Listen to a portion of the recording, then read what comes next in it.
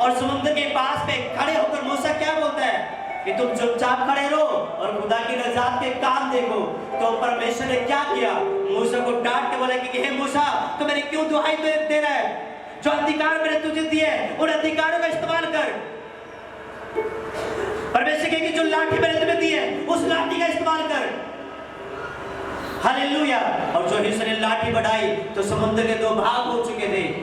उस समस्या के, उस प्रॉब्लम जो उनके सामने थी, उसके दो भाग हो चुके थे। हालेलुया।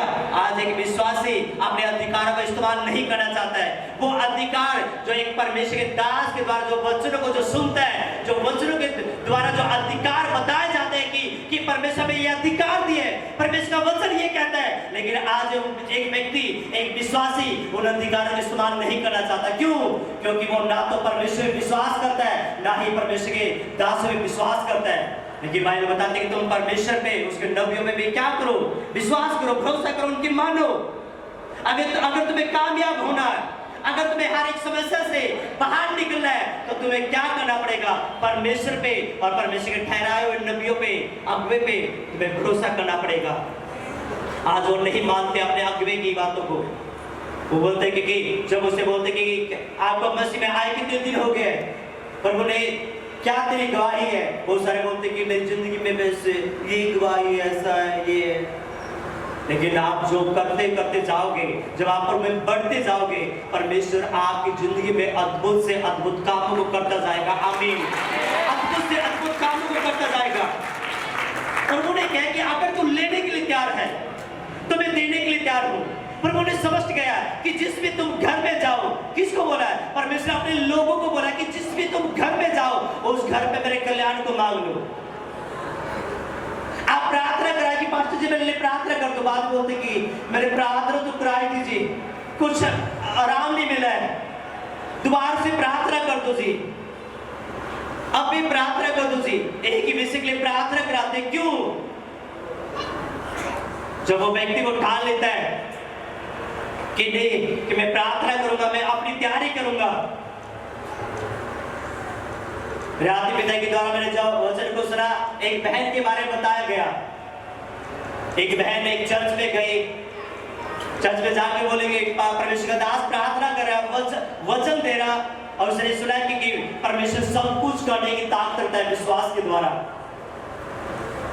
तुम पहाड़ को भी सरका सकते हो, कुछ भी कर सकते हो। उसने बहन ने कहा कि मुझे पहाड़ मुझे बहुत तंग कर रहा है। जो वो उसने प्रार्थना किया, बोले कि प्रभु मैं तेरे नाम इस पहाड़ को मैं सरकाती हूँ, ये सरक जाए, ये मुझे तंग कर रहा है, हवा नहीं आ रही है, मैं इससे बहुत ज्यादा परेशान हूँ। उसने अगले दिन जाके पास्टर के पास में जाके बोला कि पास्टर जी मैंने प्रार्थना की, लेकिन जो पहाड़ था वही की वही है, वो नहीं सरका है।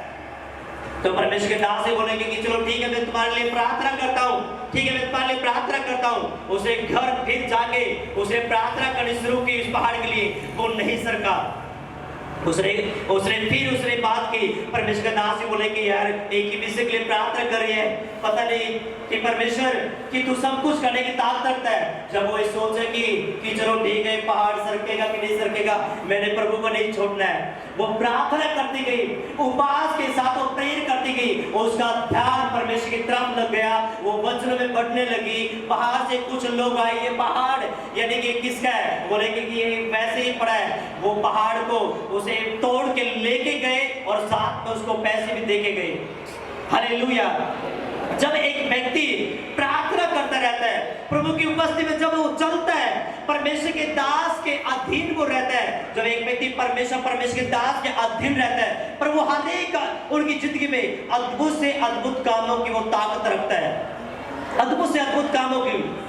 लेकिन विश्वासी परमेश्वर पे विश्वास से वो घट कर बोलते कि नहीं मैं आया हूं।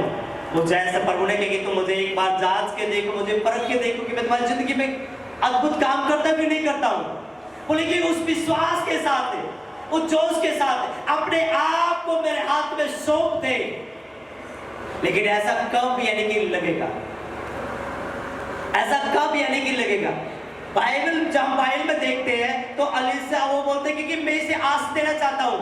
जब आप पूरी तैयारी के साथ में आओगे, जब आप के साथ में आओगे, विश्वास के साथ में आओगे, वो परमेश्वर का दास है जिसके सामने आप खड़े हो, उसके अंदर पवित्र आत्मा उसे परवल, उसे उत्साहित करता जाएगा, और जब वो प्रेयर करेगा वो अलग होगी और आप अभिषेक से भरोगे और आप छुटकारा भी पाओगे। आमीन, हालेलुया।